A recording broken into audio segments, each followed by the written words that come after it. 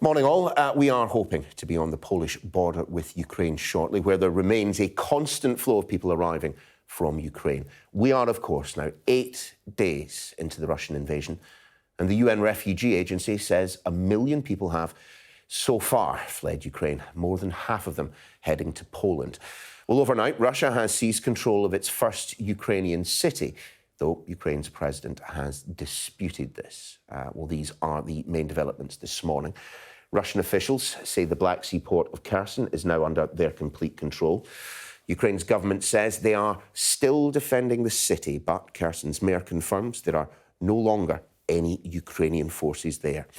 The UN Refugee Agency says that 1 million people have fled Ukraine since the start of the invasion.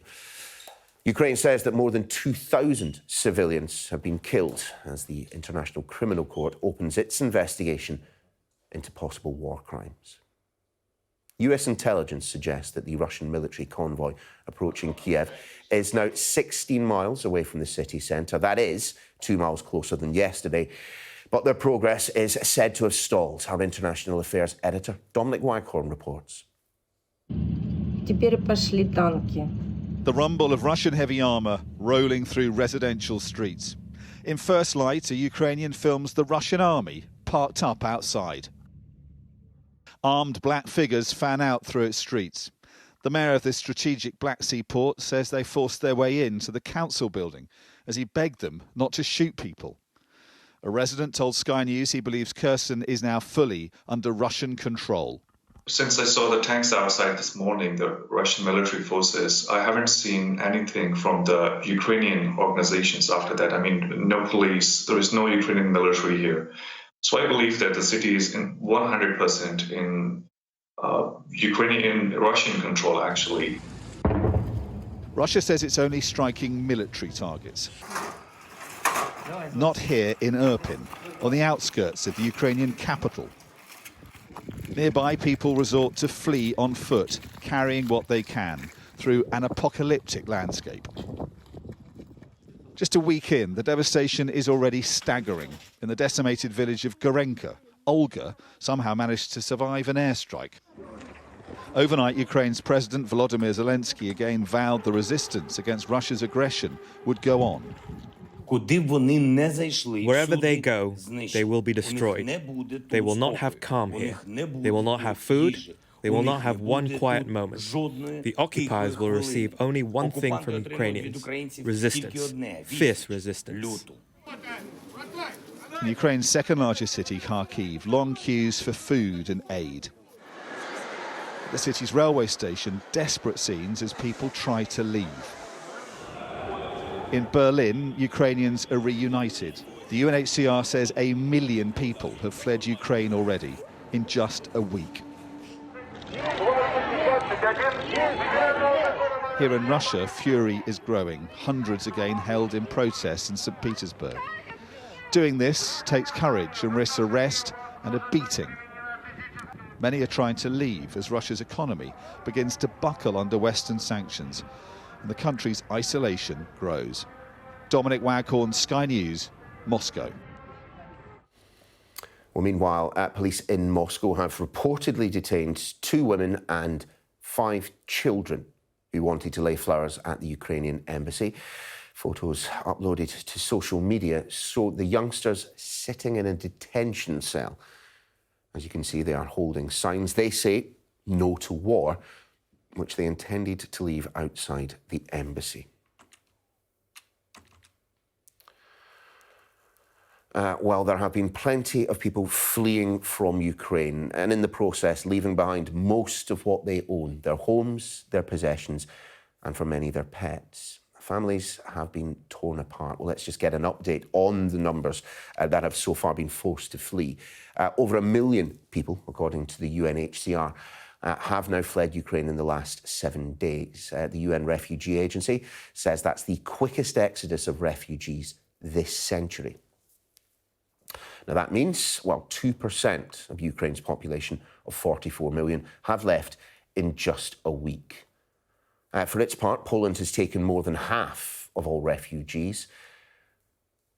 We've also had a country breakdown of refugee numbers in the last hour. Hungary, well, it has seen over 139,000 arrivals, tens of thousands for Moldova, Slovakia and Romania as well. Over 47,000 people have in fact gone to Russia, with 357 people moving to Belarus. The rest of Europe, well, taken together, they've seen nearly 90,000 refugees. Well, as we were saying, the UN puts a figure of 1 million fleeing Ukraine since the invasion began, but more are currently on the move. They're trying desperately to get away from the fighting.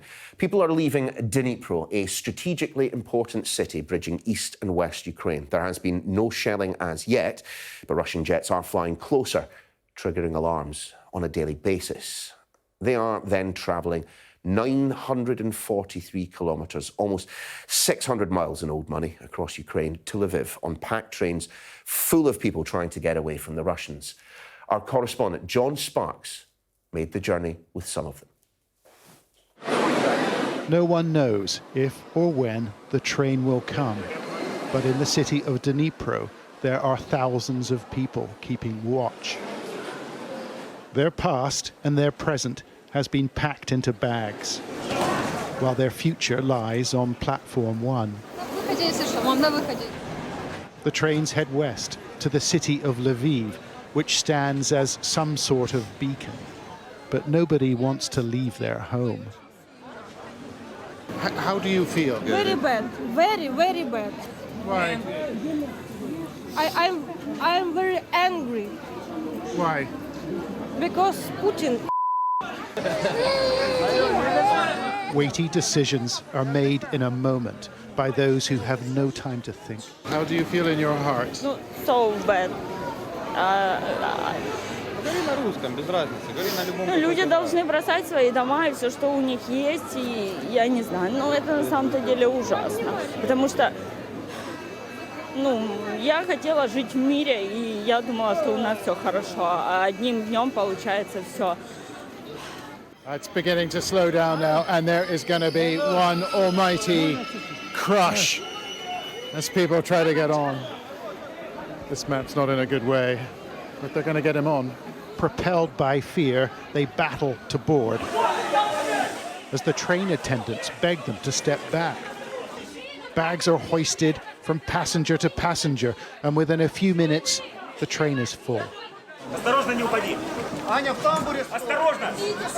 Careful, don't fall, don't come in, he begs. The majority on this train are women and children. Men between 18 and 60 are expected to stay and fight.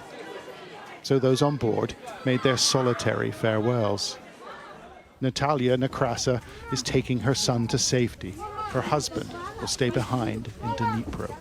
Потому что я разрываюсь, я должна увезти ребенка в безопасное место, и в то же время половина души остается с теми, кто остался в Днепропетровске.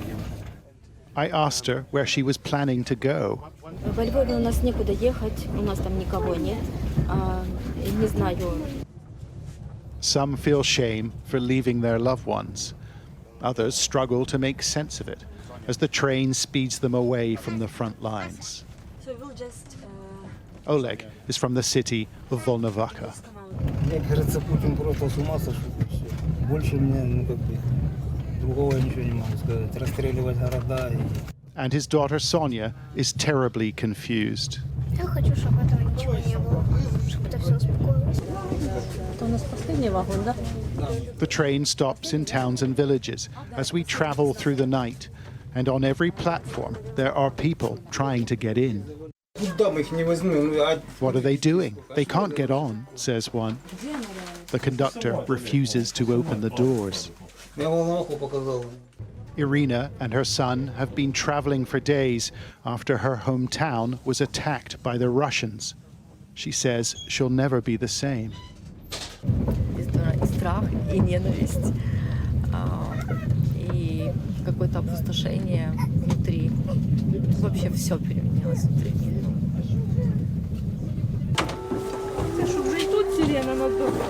They arrived in Lviv to the sound of air raid sirens. a reminder of everything they left behind. So the majority will continue this journey, moving west into the arms of the European Union. A great exodus of reluctant travellers wondering if they'll ever make it home. John Sparks, Sky News in Western Ukraine.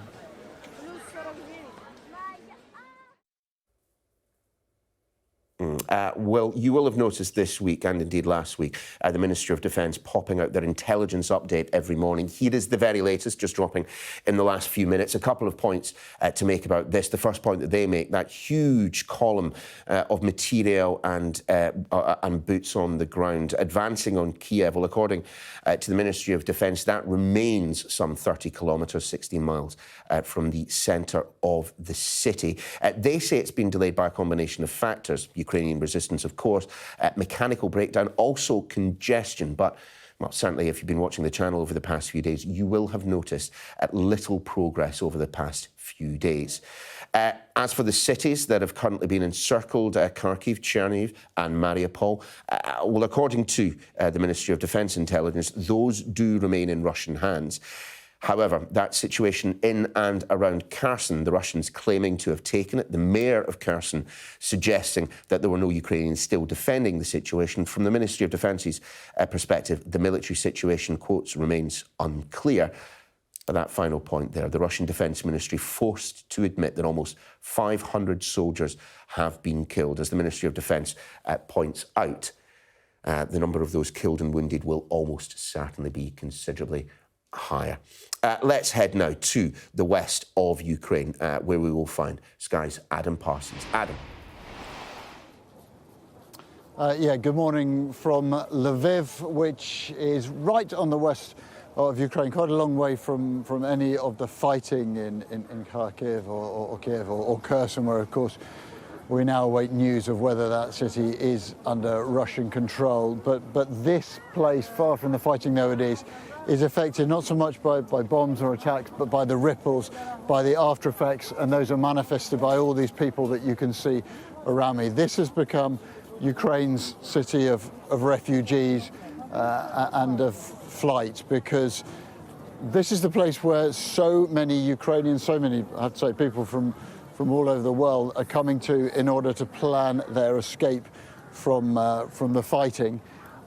Not just, by the way, fleeing Ukraine, although clearly a lot of them do. This is about displacement. It's about people coming here because they've got nowhere else to go, and they feel that this is a place, a city of sanctuary. If you look around here, we've just seen dozens of people walking past us, a train, maybe off a bus, and you can see a lot of Red Cross volunteers here to support them. It's cold here. It's been snowing overnight, and there are plenty of people who need food, they need soup, they need some kind of accommodation. They come through this building here, this big white building, that is Lviv's main railway station, and from there you can get a train directly out to the Polish border and through the Polish border. It's how we came into Lviv in the first place. And today is a milestone, because the UN says that today the number of people who have left Ukraine has breached 1 million. They say it's about 1,005,000. I think those figures, of course, will be going up all the time. Just over half of those people have gone to Poland. Just over 500,000 have now gone to Poland. The rest of them going to Hungary and Slovakia, Moldova, Romania. Some, about 48,000, have at some point fled to Russia. A tiny number have gone to Belarus, and then I think it's about 70,000 have gone to other EU nations. So this place itself has the sense, I have to say, of a refugee camp. As that combination of people who are relieved to be here, but also they didn't want to come. They are anxious to move on. But like much of Ukraine, wherever you go, you can't escape that sense. Two things, I would say. A, anxiety and fear and anger about this invasion. But second, everywhere you go, that sense of resilience and pride in the nation. You see the flags, Ukrainian flags, flying all over this city, all over the country. that is the position here in Ukraine. A lot of these people are leaving here and trying to find a safe place by going across the Polish border. And that, Jane Secker, is where you are. Good morning to you.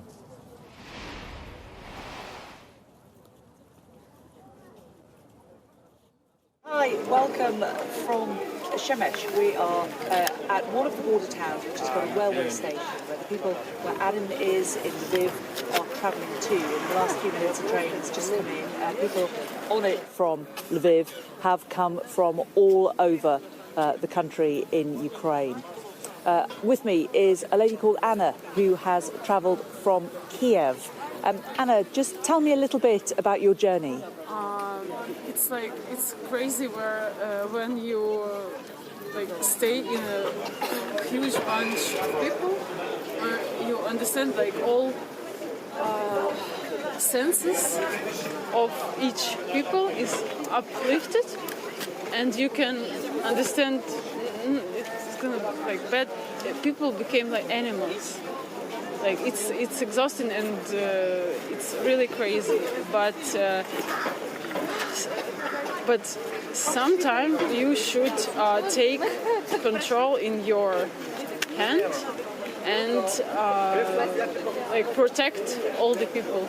And for example, I had situation yesterday in Lviv train station. It was huge bunch of people, and all volunteers, they cannot. They worked so hard, and they cannot take this huge energy from people because they should protect them. And sometimes people don't understand it. They under control. So sometimes we need to take and say. People are just exhausted, aren't they? People are so tired. How long did it take you to get from Kiev to here? 2 days, and to be honest, we're very lucky. I heard some stories people stay on the borderline for 9 days on the street. Of course, there are some shelters for them, but it's very cold and it's exhausted. And to wait some train, they can stay in underground for station 3 days. Just 3 days, old ladies with all sickness. Of course, they are not young anymore, so they have a lot of problems with issues with heart, with psychology problems. A lot of people have had the shock attack, so you can see all these factories, whatever you can think it was there. Anna, thank you so much for talking to us today. I know you just arrived and you're exhausted. Thank you for support. But thank you. Guys, thank you very much. for everything that you do. Thank you. That's Anna, who's travelled from Kiev today.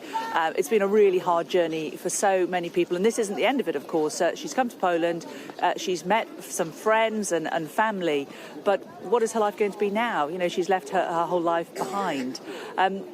Let's move from here in Poland back to Westminster and talk to the Minister of State for Security and Borders, Damian Hinds. And Damian, talking to Anna there, and she's had a dreadful experience. She's been travelling for 2 days. Why is it when she gets to a country like here, like Poland, she's been waved through without any really significant visa checks, but were she to come to the UK, it wouldn't be the same case? Well, look, first of all of our hearts go out to these families, mothers, children who have had these extraordinary, difficult journeys in the most horrible circumstances. And look, our country is absolutely stepping up to the plate, as other friends and neighbours across Europe are doing, to make sure that in this time of their greatest need, we are there for the Ukrainian people. And we've, as you know, Jen, we're creating 2 big new routes to enable people fleeing from the conflict in Ukraine to be welcomed in our country and supported, and that is absolutely the right thing to do. But they still have to go through the visa processing, don't they? And there are, countries like France. I'm just wondering what concerns we have that countries like Ireland and France don't have. So, we're putting in place an absolutely expedited process to do that. We've got application centres being set up, close to where people are, rather than them having to go necessarily elsewhere. We're staffing up our application centres right across Europe because, of course, once people from Ukraine have Schengen rights to move into a country like Poland or the other, or some of the other nearby countries, then they can also move through the Schengen area. Just a matter of course, that's not to do with the current conflict, but just anyway.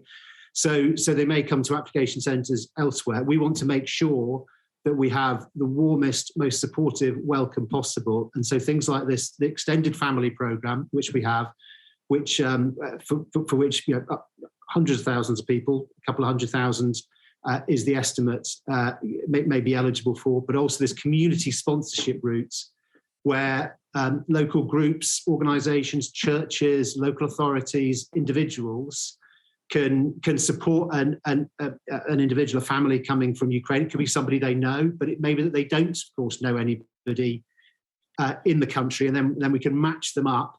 This will be up and running in a few weeks' time. Can match them up to somebody who needs that support to make sure we're absolutely maximising what we're able to do.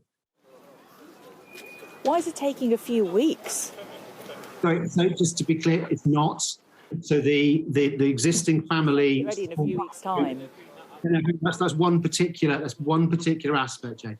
The existing family system is up and running now. The extended family system is going to be tomorrow, and then if you to create a system to match up people from in country with families and local community organisations here, that will take a bit longer for that matching system. But we do already have, of course, a resettlement community support programme that's operated, for example, to welcome people from the Syrian conflict in the past. So we'll be able to do that. We'll be able to do that quickly. But there is absolutely no intention of any kind of delay here. People need help now. We're conscious there are very large numbers of people in Poland and Romania and elsewhere. We also are giving support to the region. That's very important as well to our friends, for example, in Poland, to make sure there is humanitarian assistance. But we do recognise, of course, that people need that. They need to be able to get away. Poland and others can't deal with it all on their own. Absolutely not. We are there, and the other countries in Europe are there to make sure the support is in place for those families who've been through this most appalling time. So do you know how many visa applications have been submitted and been processed since last Wednesday? So so far, a relatively small number. I can't give you an exact number. A relatively small number, but we expect that to grow rapidly. So we're stepping up the capacity. Relatively small. Are we talking hundreds, thousands, or tens? The capacity we're putting in place now, we're very soon up to capacity for 6,000 a week, but we'll keep that under review, and if it needs to increase, it will increase that. Sorry, that's just in the immediate region. There's also, of course, application centres across Europe, and as I say, because of in the Schengen area, because people will be able to move, and some will, we also expect there to be applications made in some of those other centres as well. So we will absolutely make sure. But you must know roughly how many Ukrainian people have granted visas in the last week. I mean, I know you can't give me an exact figure, but are we talking a handful, or are we talking a few hundred?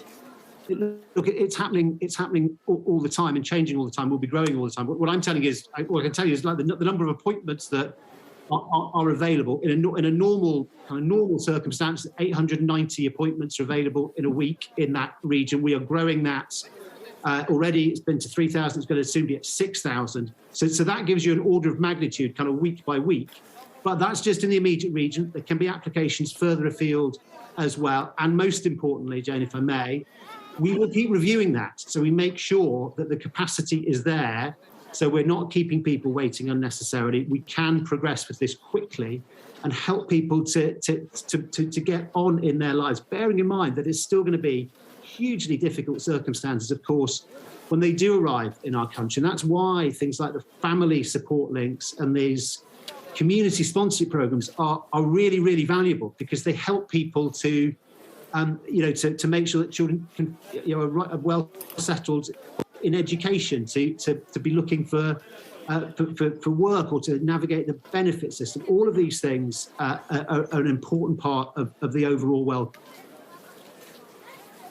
They are, but it does seem to me that we're talking now about the biggest movement of people this century across Europe, and there are hundreds of thousands pouring into all of these countries. And from what you're saying, the UK haven't yet processed more than a few hundred. It's as complex for Poland and Romania and all of these other countries, isn't it, as it is for the UK? Yeah.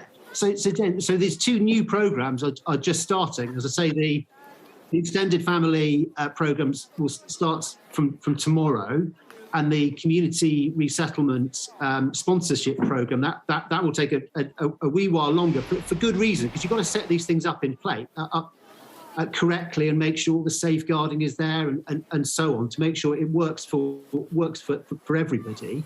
But my commitment is absolutely that we will make sure we can work through the people who want to apply to this country. And this is it is a big offer. I mean, you talk about hundreds of thousands. There are hundreds of thousands of people will be eligible for these for this extended family program and the new community sponsorship program. It is a big volume offer, and rightly so in these circumstances when all of us around the world have to and are pulling together to make sure we are there to stand with Ukraine in this hardest possible set of circumstances that people find themselves in, these terrible traumas that children are going through, separated from a parent and so on, to make sure that we can make that process as at least as smooth as it can be in these circumstances.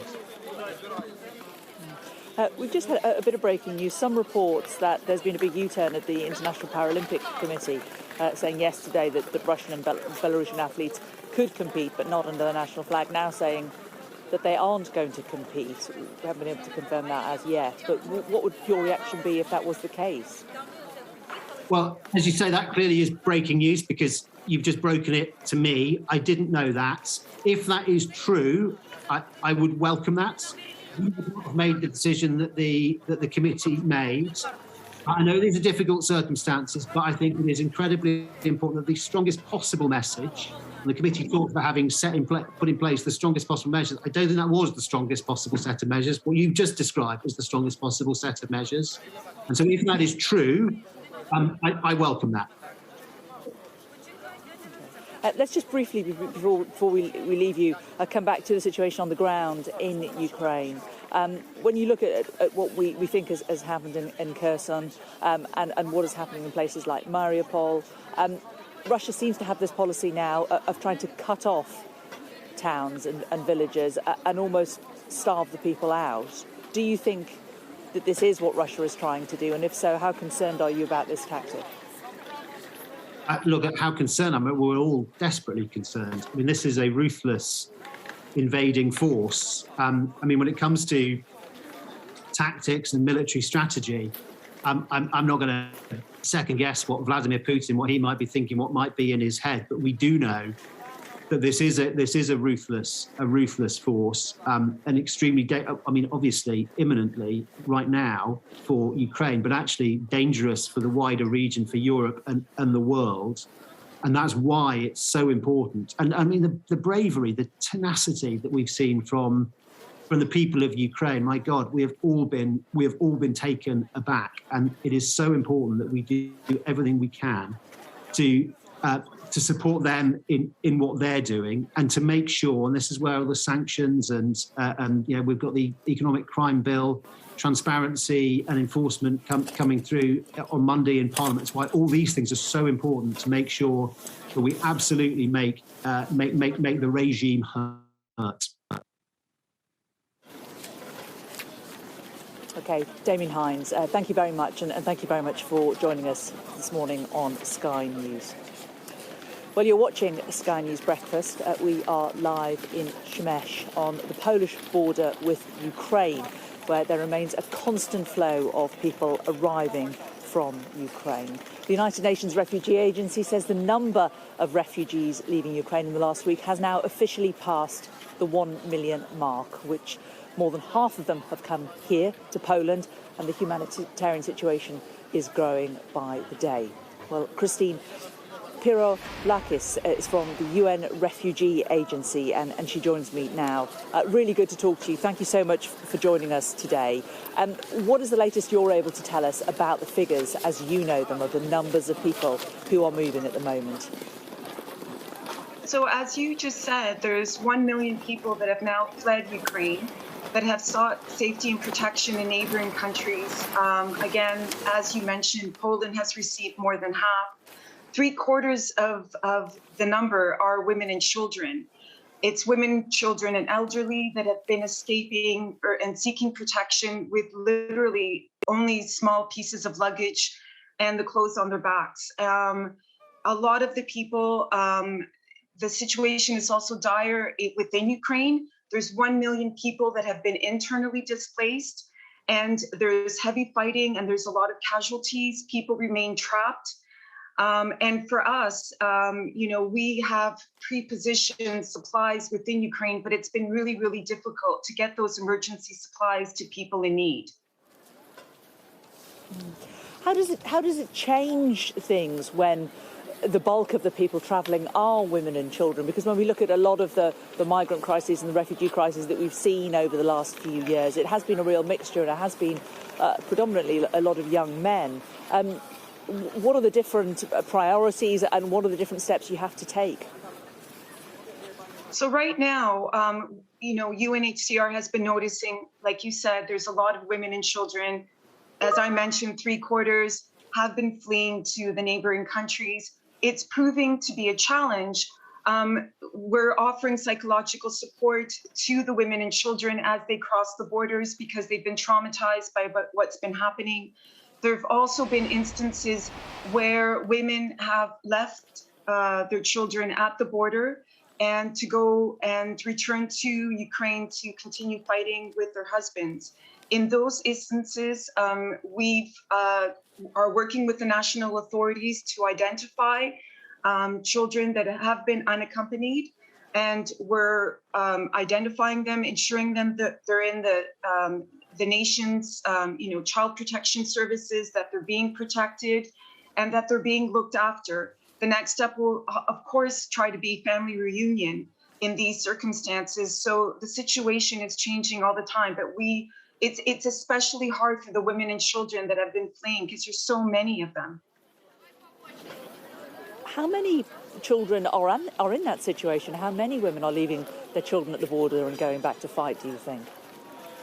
We don't know, but what UNHCR is at the border, and it's looking after all unaccompanied children that are crossing, and is ensuring that they're being protected, that the national authorities are looking to put them in protection services, and that they're being cared for. So that's the situation with the women and children. The national authorities, as I am sure you're aware, in Poland, they're doing an excellent job to, provide safety and shelter and in temporary, accommodation. So we're acting as backup for the Polish authorities to all the national authorities. We're not there to take over, but we're there to help. And that's what we're doing. We're assisting all the national authorities by bringing in, we're ramping up our resources in the area. We're bringing in emergency supplies.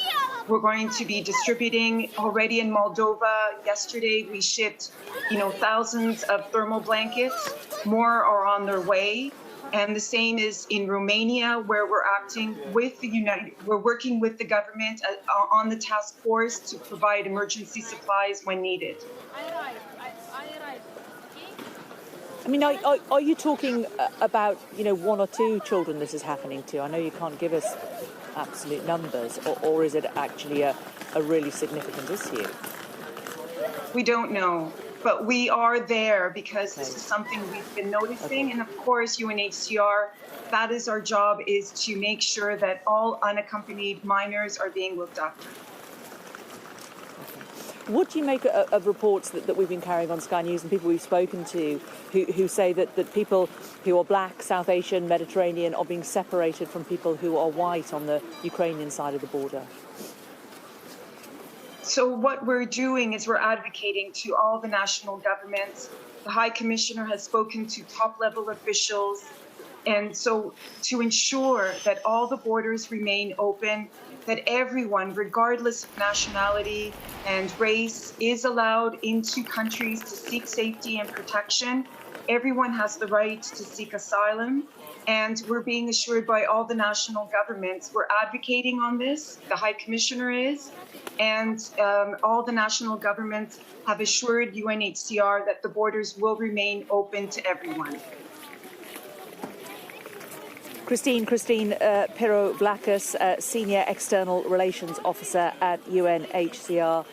Really good to talk to you. A reminder of our breaking news this hour, and the International Paralympics Committee has decided to ban Russian and Belarusian athletes from the Paralympic Games about to start in Beijing. It follows a specially convened meeting this morning. Let's give you what the IPC has had to say in the last few minutes. The athlete entries from RPC and NPC Belarus.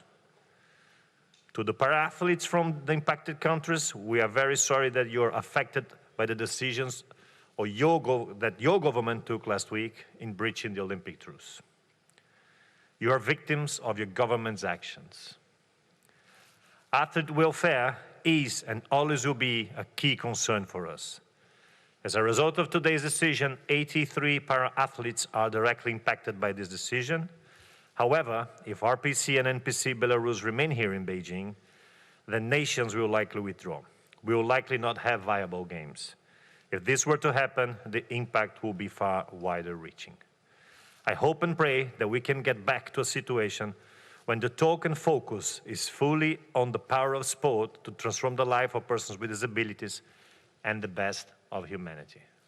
Thank you. Welcome back to Poland. We're in Przemyśl, which is on the border, or close to the border with Ukraine. And this is the place where a lot of people who've been travelling on trains from Lviv are coming into. The trains are coming in here. They're coming in small time gaps. And then people who are coming off those trains are being met by some people that they know, and also some people who've been organised to help take them on to other countries. Well, the United Nations has overwhelmingly backed a motion censuring the Russian invasion. Ukraine's president has pleaded for more international assistance, and the United States has warned that Russia faces massive, unprecedented consequences. Here's our US correspondent, Mark Stone. America's top diplomat was at church this Ash Wednesday, a Ukrainian church in Washington, D.C., a guest of Ukraine's ambassador to the US, Oksana Makarova. You're our star. Oh. Inside, Antony Blinken's demeanor was that of a man who wishes he could do more, if only the risks of escalation with Russia were not so grave. It's in the most difficult moments that our faith is tested. This is a difficult moment, but I know that you will, the Ukrainian people are showing that they are rising to the test. All along Pennsylvania Avenue, the Ukrainian flag is flying. But across town at the State Department, the message was for the Russian people. We know many of you want no part of this war. You, like Ukrainians, like Americans, like people everywhere, want the same basic things. Good jobs, clean air and water, the chance to raise your kids in safe neighborhoods. In New York at the United Nations, an historic vote to condemn Russia, to call for it to pull out of Ukraine. Not binding, of course, but the message was overwhelming. In red with Russia, North Korea, Eritrea, Syria and Belarus are Putin's only true friends. Among the 34 abstentions, perhaps avenues for diplomacy to end all this. China has said it's engaged with both sides, India too, and the Ukrainians say it could not be more urgent. As the President of Ukraine asked, what was the point of repeating the slogan, never again, in 80 years? It's already clear that the goal of Russia is not an occupation only. It is genocide. The president has now ordered sanctions on Russia's defense industry and on Belarus too. It's intentionally targeting civilian areas. There are over 2,000 civilian deaths. There they are. Thank you. The effort to find an end to all this will continue. Mark Stone, Sky News in Washington. Well, 1 week on from the start of the invasion, and Moscow has claimed that it's seized the Ukrainian port city of Kherson. What does this mean for the people who've lived there most of their life in a free and democratic country? Well, let's talk to Svetlana Zorina. She is in Kherson for us this morning. Svetlana, both Russian and Ukrainian officials claim that they are in control of the city. What is the situation as far as you understand it? What can you see? Hi, the situation here now is very tense. We are sitting at our homes. Some people sitting are in the basements. A lot of houses are burned.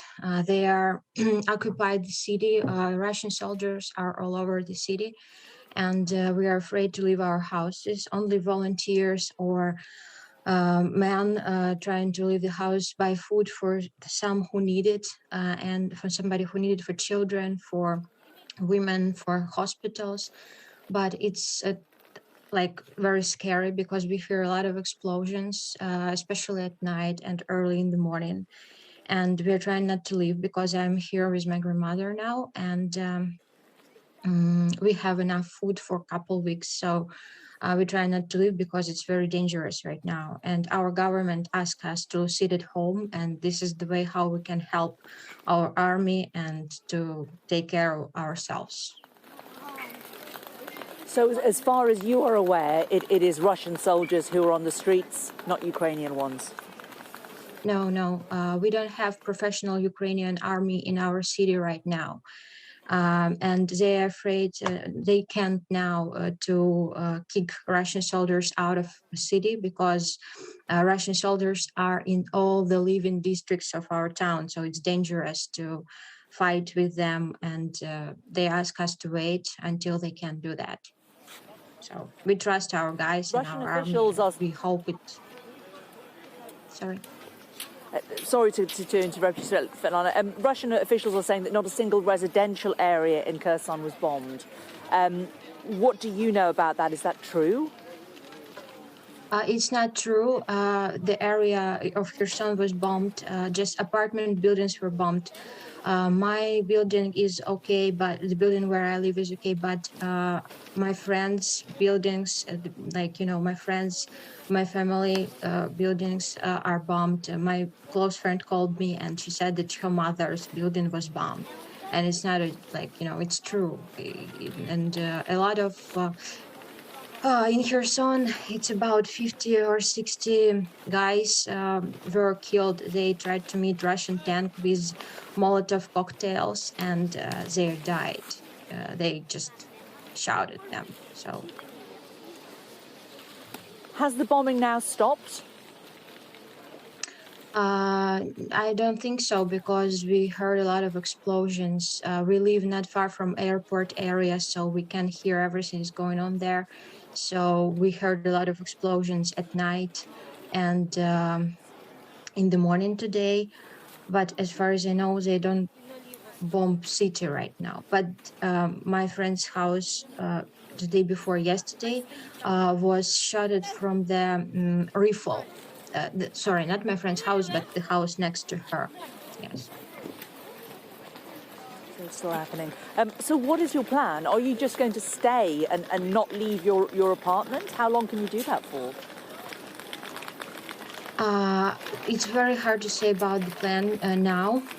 There is no green corridor for Kherson, not only for people that want to leave, but also we cannot get food. There's now negotiations, as far as going. Our mayor trying to figure out how to create green corridor. All people try to help and to attract government's attention to us. But Now I'm just planning to stay at the apartment because we are surrounded by Russian army and it's very dangerous now, not only go outside, but leave the city. So for now, we just sit in, we have enough food for a couple of weeks. So that's planned for now. And your grandmother, I understand, is also there. How does she feel about living in a town with Russian tanks and forces out on the streets? She's scared, she's angry as all of us, but we are standing with Ukraine. We trust in our army. We trust in our victory. So she's very, she's very strong woman. She inspires me. So it's very nice that we are together now, so we can support each other, and it helps to hang up in this situation. Well, Svetlana, please stay safe. Svetlana Zorina, Ukrainian, talking to us there from Kherson, a town that has now been taken over, it seems, by Russian troops. Thanks very much for joining us. Well, in the UK, people with families still in the Ukraine are, of course, growing increasingly concerned for their safety. With relatives sleeping in shelters to escape Russian shelling, one of those we've spoken to says that the situation is driving them insane. Here's our communities correspondent, Lisa Holland. As the war intensifies, relatives watching all this from afar are becoming increasingly frantic. This is Kharkiv, where just a few weeks ago, Ola Buskin took this happy family photo visiting her mother Olena, cradling granddaughter Emilia on her first birthday. Мамулечка, привет, ну что ты там? Ola lives in Essex. Now she's on the phone to her mother, who's in a bunker beneath the school where she works as a maths teacher. Прячемся и боимся и молимся Богу, чтобы нас не попало. Все, вот и вся ситуация. Страшно очень. I'm going absolutely insane. Honestly, I don't know what is a wise way to do. To let her stay there and wait until she will run out with her food and medication, or to let her out of the basically the shelter and try to get her out of the train station. But it's no guarantee that any of this move going to be safe. Ola says this video was taken in Kharkiv a few days ago in the street where her grandfather lived.